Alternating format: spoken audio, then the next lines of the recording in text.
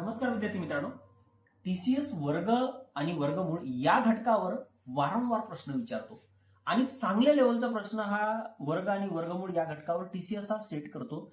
त्याच्यापैकी एक प्रश्न आहे जो मी तुम्हाला इथे दाखवतो. आता हा प्रश्न बघा, 5,19,841 चा वर्गमूळ काढा आणि पहिला ऑप्शन 721, दुसरा ऑप्शन 629, तिसरा ऑप्शन 631 आणि चौथा ऑप्शन 731. आता वर्गमूळ मध्ये जी काही संख्या आहे ती संख्या पण मोठी आहे आणि त्याचे ऑप्शन्स पण भरपूर मोठे आहेत.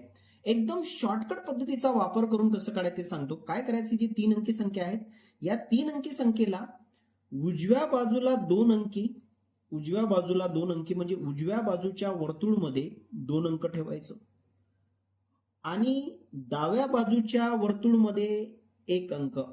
वर्तुळपेक्षा मी या ठिकाणी त्रिकोण काढतो. त्रिकोण मध्ये आहे 6, 6 आणि 7. आता बघा, वर्तुळमध्ये 2 अंकी संख्या जर आहे आणि ज्या वेळेस वर्गमूळ जर काढायचं आहे तर 2 अंकीचा वर्ग बरोबर 4 अंकी अशा पद्धतीने लक्षात ठेवायचं. म्हणजे वर्तुळचा वर्तुळमध्ये बघणे आणि त्रिकोणचा त्रिकोण मध्ये बघणे. आता सुरुवातीला मी काय करणार, 7 चा वर्ग 49, 6 चा वर्ग 36, 6 चा वर्ग 36, 7 चा वर्ग 49. या ठिकाणी त्रिकोण मध्ये असणारी संख्या 51 आहेत. 49 पेक्षा मोठी जवळपास पाहिजे. 36 तर कामाचाच नाही, हा ऑप्शन कामातून गेला, हाही ऑप्शन कामातून गेला, 2 ऑप्शन राहिले.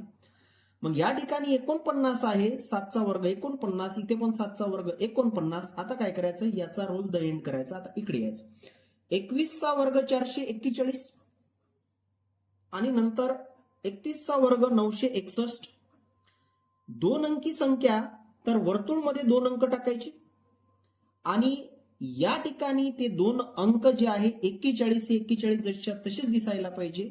इथे एक्स दिसत आहे म्हणजे हे cancel. Already B C cancel झाले, आता डी कॅन्सल झाला. म्हणजे या प्रश्नाचं बरोबर उत्तर ऑप्शन क्रमांक ए म्हणजे वर्गमुळात 5,19,841 चा वर्गमूळ बरोबर 721 हा उत्तर.